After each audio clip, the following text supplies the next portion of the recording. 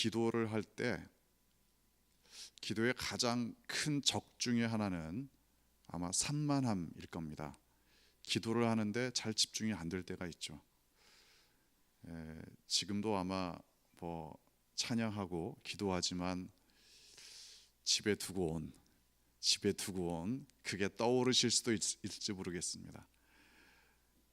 몸은 여기에 와서 앉아 있지만 일주일간 있었던 어떤 특정한 일들이 계속 떠오르시는 분들도 있을 겁니다. 새벽에 기도를 해도, 아니면 심지어 기도원에 가서 기도를 해도 뭔가 자꾸 나를 분산시키는 일들이 있습니다. 그래서 오늘 본문은 우리에게 영적인 삶에 있어서 가장 중요한 게 뭐냐? 1절에서 이렇게 말합니다. 간절히 주님을 찾되.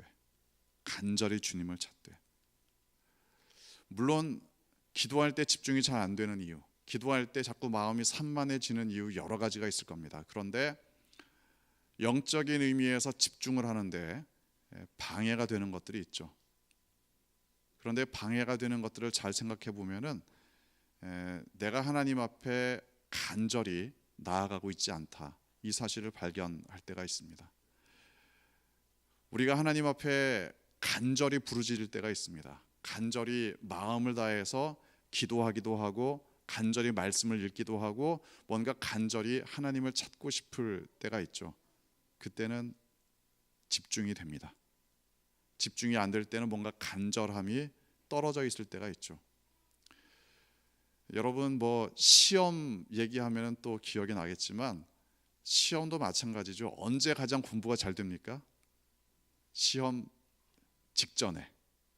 시험 직전이 제일 공부가 잘 됩니다. 가장 절박하고 간절하니까. 예를 들어 쪽지 시험 하나를 보는데 뭐 앞으로 6개월 후에 쪽지 시험 2문제 본다, 뭐 이러면은 그 시험에 대해서 그렇게 간절하겠습니까? 아니 뭐 그때 가서 하지 뭐, 이런 생각이 들 겁니다. 하지만 만약에 내일 내 인생의 가장 중요한 시험 중에 하나를 본다, 이러면 굉장히 간절해지고 절박해지겠죠. 절박해지다 못해 그럴 때는 압도당할 수도 있습니다. 하나님께 기도할 때도 참 그렇습니다. 여러분의 영적인 경험들을 다 떠올려 보시면은 비슷한 경험들이 있을 겁니다. 어떤 문제에 대해서는 굉장히 절박하게 기도하신 적이 있죠. 절박하게 간절히 기도할 때 다른 생각이 잘 안 납니다. 물론 인간은 정말 간사하기 때문에 간절히 기도할 때도 딴 생각하는 게, 간절히 기도할 때도 인간적인 방법들이 떠오르는 게 인간의 간사함이기는 합니다. 그래도 평소에 비하면 뭔가 간절히 하나님을 찾을 때 그때 기도에 집중력이 생기죠. 우리의 영성이라는 게 그렇습니다. 영성이 과연 뭐냐? 여러 가지로 이야기할 수 있지만, 예를 들어 영국의 그 유명한 복음주의자 존 스토트 목사님 같은 경우는 이렇게 말합니다. 영성은 제자도다. 영성은 제자도다. 주님을 어떤 방식으로 따라가느냐, 이걸 영성이라고 말할 수 있다. 사실 그렇죠.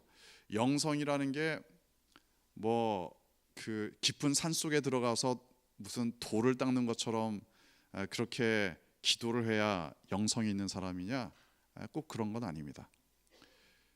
존 스토트 목사님이 말씀하신 것처럼 주님을 따라가는 사람이 영성 있는 사람이죠. 따라가는 방식은 다양할 수 있습니다. 어떤 사람은 열심히 기도하며 따라가는 사람이 있고, 어떤 사람은 열심히 전도하며 따라가는 사람이 있습니다. 영성이 깊은 사람이다, 이거는 뭔가 신비롭고 뭔가 있어 보이고 이래야 영성이 깊은 사람이 아닙니다. 정말 주님을 따라가느냐, 이게 영성을 좌우합니다. 자, 깊은 영성으로 들어가기 위해서는 주님을 따라가는 게 가장 중요한데, 그렇다면은 주님께 집중하는 게 가장 중요합니다. 예수님께 집중하는 게 가장 중요합니다. 어떻게 하면은 예수님께 집중할 수 있느냐? 이 본문 말씀에서 시편 저자는 이렇게 말합니다. 물이 없어 마르고 황폐한 땅에서 내 영혼이 주를 갈망합니다. 집중하기 위해서 여러 가지 방법들을 사용할 수 있습니다. 어떤 사람은 큰 소리로 기도할 때 집중할 수 있다, 이런 분들도 있습니다. 사실 그런데 그건 우리가 잘 생각을 해봐야 됩니다. 성경 말씀을 보면 많은 사람들이 기도를 하죠. 우리의 믿음의 선배들 굉장히 많이 기도를 했습니다. 그런데 이 큰 소리로 기도하는 사람이 과연 얼마나 됐느냐? 성경을 보면은 사실 큰 소리라는 말 자체는 찬양할 때 많이 사용하는 말입니다. 또는 큰 소리로 기도한다는 것은 이방 종교에서도 그렇게 하는 거기 때문에 조심해라, 이런 방향으로 말씀하실 때도 있었습니다. 실제로 시편에 나오는 기도의 본들을 보면 다윗이라든가 우리의 선배들이 큰 소리로 기도할 때 기도가 잘 됐다, 이렇게 표현하는 내용은 사실은 없습니다. 그런데 하나님을 찬양하는 것도 기도의 일부이고, 또 하나님 앞에 나아갈 때 큰 소리로 기도하는 게 정말 집중하는 데 도움된다면 그것도 좋은 방법이죠. 내가 큰 소리로 기도해서 주님을 더욱 깊이 경험할 수 있고, 큰 소리로 기도해서 예수님을 따라가는 데에 집중할 수 있다. 그러면 큰 소리가 도움이 될 겁니다. 다만 사도 바울 선생님이 이제 권면한 것처럼 기도할 때는 혼자 기도할 때가 있고 함께 기도할 때가 있죠. 함께 기도할 때는 서로의 기도가 서로를 방해하는 건 조심해야 됩니다. 서로의 기도가 서로에게 도움이 돼야 되겠죠. 그래서 아예 오순절 성령 강림 때처럼 모든 사람이 다 방언으로 기도를 하든지 아니면 잠잠히 기도를 하든지 이런 방법들을 선택할 필요가 있습니다. 사실 우리가 교회에서 합심 기도를 합시다, 이럴 때가 있고, 그 다음에 자유롭게 기도를 하도록 권면할 때가 있습니다. 합심 기도할 때는 함께 큰 소리로 기도하는 게 서로 집중하는 데 도움이 됩니다. 그런가 하면 자유롭게 기도하라. 이게 이제 교회마다 좀 분위기가 다릅니다. 예를 들어 우리 교회 어떤 집사님이 좀 교회에서 멀리 이사를 가셨습니다. 멀리 이사 가셨지만 그래도 새벽 기도를 나가고 싶어서 근처에 교회를 나가셨다고 하죠. 근데 이분은 제가 실명은 밝히지는 않겠지만 큰 소리로 기도하는 걸 본인 스타일이 그렇습니다. 큰 소리로 기도하시는 분이신데 그 집 근처에 새벽 기도에 가서 큰 소리를 기도로 하셨다는 거죠. 그랬더니 여러분이 잘 들으셔야 됩니다. 그 새벽 기도에 가서 이제 목사님 설교를 듣는데 굉장히 은혜가 많이 되셨대요. 좋습니다. 그리고 큰 소리로 기도를 하셨다는 거죠. 그런데 한참 기도를 하고 난 다음에 집으로 가려고 봤더니 그 목사님이 기다리고 계시더랍니다. 이거 실화입니다, 실화. 그리고는 그 집사님께 이렇게 말씀하셨대요. 우리 교회를 안 나오시면 좋겠습니다. 진짜 우리 교회를 안 나오시면 좋겠습니다. 우리 교회는 새벽 기도 때 침묵으로 기도하는 교회입니다. 그러니까 우리 교회를 안 나오시면 좋겠습니다. 목사님이 그렇게 말씀을 하시더랍니다. 사람마다 스타일이 당연히 있죠. 또 그 목사님의 입장도 어느 정도는 이해가 됩니다. 사실 기도할 때 다 같이 침묵으로 기도하는데 누군가가 크게 기도하면 혹시 본인이 집중하는 데 도움될지 몰라도 다른 사람들은 엄청난 피해를 봅니다. 만약에 또 그 크게 기도하시는 분이 기도의 내용 자체가 미주알 고주알 다 이야기를 한다. 내가 무슨 죄를 졌고 내가 하나님께 뭘 잘못했고 그 사람이 무슨 죄를 진 것까지 왜 기도 시간에 알아야 됩니까? 그럴 필요는 없겠죠. 그래서 우리가 함께 기도할 때는 특별히 다른 사람들과 보조를 맞추는 게 대단히 중요합니다. 사도 바울의 권면이 그런 취지였습니다. 그럼에도 불구하고 큰 소리로 기도하는 게 굉장히 집중에 도움될 때가 있습니다. 여러분 산기도 가보신 분들, 특별히 밤에 산기도 가보신 분들, 뭐 익숙하신 분들은 상관이 없는데 산기도를 처음 가서 특별히 산기도 훈련 받는 과정에서는 꼭 무덤 근처로 보냅니다. 무덤 근처로 너 여기에 혼자 남아서 기도를 해라, 이렇게 훈련을 많이 시킵니다. 아마 그 사람도 예전에 그렇게 훈련을 받았을지 않았을까, 그런 생각이 들죠. 어디 한번 너도 당해봐라 이런 마음도 있을지 모르겠습니다. 아무튼 산기도를 처음 가서 그 밤중에 혼자 무덤 곁에서 기도를 한다. 행복하실 분들은 별로 없을 겁니다. 아주 재미있고 신나고 너무나 이제 평온하고 이런 분들 별로 없을 거예요. 좀 두려운 마음이 생기겠죠. 한밤중에 특히 이제 전설의 고향에서 많이 봤던 그런 귀신이 나타날 것만 같은 그런 느낌도 받습니다. 그럴 때는 큰 소리로 기도하는 게 집중하는 데 훨씬 도움이 됩니다.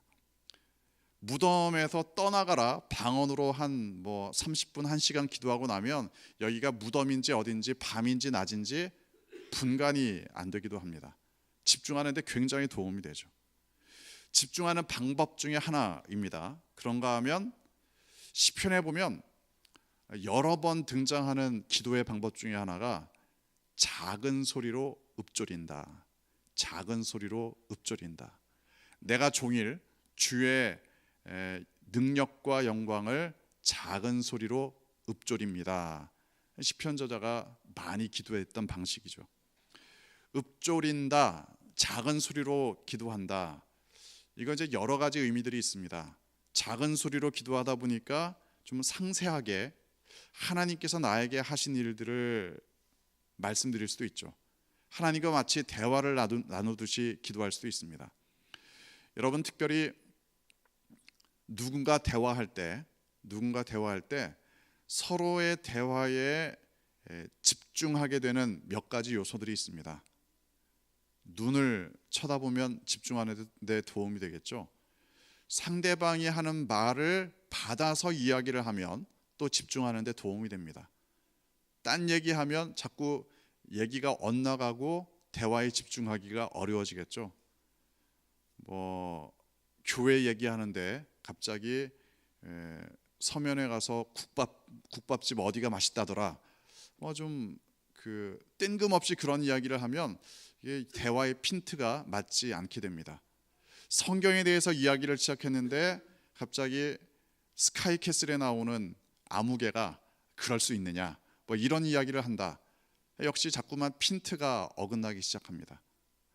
누군가를 전도하기 위해서 어떤 노력을 기울이고 있는가, 이런 이야기를 시작했는데 요즘 어느 백화점에서 세일한데, 역시 자꾸만 대화의 핀트를 어긋나게 하고 대화에 집중하지 못하게 만드는 요인이 됩니다. 하나님과의 대화도 마찬가지죠. 하나님께 우리의 시선을 고정해야 됩니다. 또 하나님과 주파수를 맞춰야 됩니다. 그래서 대화에 핀트를 맞춰야 되겠죠. 하나님께서 나에게 지금 원하시는 게 뭔가, 하나님께서 나에게 지금 떠오르게 하시는 생각이 뭔가, 여기에 집중하고 여기로부터 대화를 나누기 시작해야 됩니다. 그럴 때 읊조리며 기도하는 게 꽤 도움이 됩니다. 하나님 앞에서 나의 생각을 그대로 하나하나 정리하는 데도 도움이 될 수 있습니다. 집중하는 데 도움되는 방법 중에 하나인 거죠. 그리고 묵상으로 기도하는 게 도움이 될 때도 당연히 있습니다. 시편의 많은 부분에서 묵상으로 하나님께 기도하는 부분들을 말씀하고 있습니다. 심지어 하나님 앞에서 잠잠하라, 잠잠할 때 오히려 하나님의 영광을 또렷하게 바라볼 수도 있기 때문에 그렇죠. 자, 집중하는 것, 우리가 우리의 영성을 깊게 하기 위해서 예수님을 본받으며 살아가야 되는데, 예수님께 집중하기 위한 여러 가지 방법들, 아마 여러분들이 노하우도 있을 거고 아니면 여러분이 앞으로 개발해야 될 부분도 있습니다. 그런데 여러 가지 방식들 중에 그 포인트는 뭐냐? 바로 간절히 주님을 찾는 것. 간절히 주님을 찾을 때 집중할 수 있습니다. 대화에도 집중할 수 있고 그 음성에도 집중할 수 있고 말씀에도 집중할 수가 있습니다. 간절히 주님을 찾는 것이 영성의 핵심입니다. 그런데 이렇게 말씀하시는 분들이 있죠. 나는 이렇게 요즘 이렇게 절박하지가 않다. 요즘 그렇게 간절하지가 않다. 물론 살다 보면 특별한 일이 없을 수도 있습니다. 살다 보면 매일이 그날 같고 어제가 오늘 같고 오늘이 내일 같고 뭐 이렇게 살아갈 수도 있습니다. 하지만 그럼에도 불구하고 간절히 살아갈 수가 있는데 그건 2절 말씀에 힌트가 있습니다. 주의 권능과 영광을 보기 위하여 이와 같이 성소에서 주님을 바라봅니다. 내 삶의 목적을 어디에 두는가, 이것에 따라서 간절함이 달라집니다. 내 삶의 목적이 편하게 사는 데 있다. 그러면 좀 편하게 살면 간절함이 사라지겠죠. 하지만 내 삶의 목적이 간절함이 아니라 다른 데 있다. 그러면 편해도 여전히 간절해질 수 있습니다. 예를 들어 내가 날마다 주님의 임재하심을 깊이 느끼는 것이 내 삶의 목적이다. 하나님의 임재 훈련을 쓴 로렌스 형제가 소망이 그랬다는 거죠. 내 삶의 가장 중요한 소망은 하나님의 임재를 경험하는 거다. 이게 목적이라면 얘기가 달라집니다. 하나님의 임재를 가장 잘 느끼는 것이 내 삶의 목적이다. 그러면 편안할 때도 간절해질 수 있습니다. 내 삶의 목적이 하나님의 임재를 깊이 경험하는 게 목적이라면 모든 일이 잘 풀리고 아무런 근심 걱정 어려운 일을 겪지 않아도 간절할 수 있습니다. 내 삶의 목적이 하나님께 있으면 얘기가 달라집니다. 내 삶의 목적이 한 영혼 구원하는 데 있다. 그러면 평생 간절할 수밖에 없습니다. 내가 구원해야 될 사람, 그 영혼을 품고 기도를 한다면 항상 간절할 수밖에 없습니다. 죽어가는 영혼들에 대한 안타까움으로 살아간다면 우리의 일상생활 가운데에서도 간절하게 살아갈 수 있습니다. 간절하면, 그래서 그 목적이 주님을 본받는 삶이라면 집중해서 주님을 따라갈 수 있습니다. 또 한 가지, 간절할 뿐만 아니라 우리의 영성을 위해서는 단순해져야 됩니다. 나의 삶의 목적이 100가지다.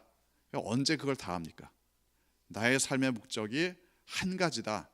그러면 그것만 하면 됩니다. 제가 아는 친구 중에 공부를 잘하는 친구들이 꽤 있습니다. 이 친구들에게 물어봤습니다. 어떻게 공부를 잘했느냐? 물론 여러 가지 상황들이 있는데 공부 잘하는 친구들이 공통적으로 하는 이야기가 있습니다. 나는 공부밖에는 할 게 없었다. 나는 공부만 했다. 이래서 공부를 잘했다는 거죠. 어떻게 하면 주님을 따라갈 수 있느냐? 주님을 따라가는 일만 하면 주님을 따라갈 수 있습니다. 물론 주님을 따라간다는 게 굉장히 다양한 방식입니다. 어떤 사람은 그야말로 로렌스 형제처럼 주방에서 식사 준비를 하면서도 주님을 따라갈 수 있습니다. 어떤 사람은 열심히 직장에 나가서 일하면서도 주님을 따라갈 수 있습니다. 어떤 사람은 그야말로 병상에 누워서 아무것도 할 수 없지만 그럼에도 불구하고 주님을 따라갈 수 있습니다. 주님을 따라가는 데만 우리의 목적을 둔다면, 우리의 삶을 단순하게 만든다면 주님을 간절히 찾고 주님께 집중하는 데에 당연히 도움이 되겠죠. 그래서 주님의 임재를 경험하고 주님의 영광을 바라볼 때 이 시편저자는 3절에 이렇게 고백합니다. 주의 인자하심이 생명보다 낫다. 주의 인자하심이 생명보다 낫다. 공동번역에서는 이렇게 번역합니다. 당신의 사랑, 이 목숨보다 소중하기에 이 입술로 당신을 찬양하리이다. 인자라는 것 자체가 사랑이죠. 하나님의 사랑, 그 사랑 가운데 사는 것이 내 목숨보다 더 중요하다. 새 번역에서는 이렇게 번역합니다. 주님의 한결같은 사랑이 생명보다 더 소중하기에 내 입술로 주님께 영광을 돌립니다.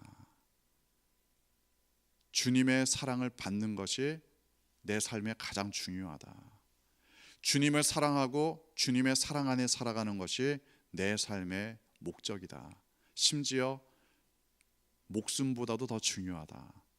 시편 저자의 고백입니다. 간절히 또 단순히 주님께만 집중했기 때문에 할 수 있는 고백입니다. 그것만 있으면 된다. 이러면 삶이 단순해집니다. 주님만 있으면 된다. 그러면 삶의 목적이 분명해집니다. 모든 일에 간절히, 모든 일에 단순히 주님께 집중하며 살아갈 수 있습니다. 여러분의 모든 삶 가운데 더욱 간절히, 더욱 단순히 주님만 바라보시기를 주님의 이름으로 축원합니다.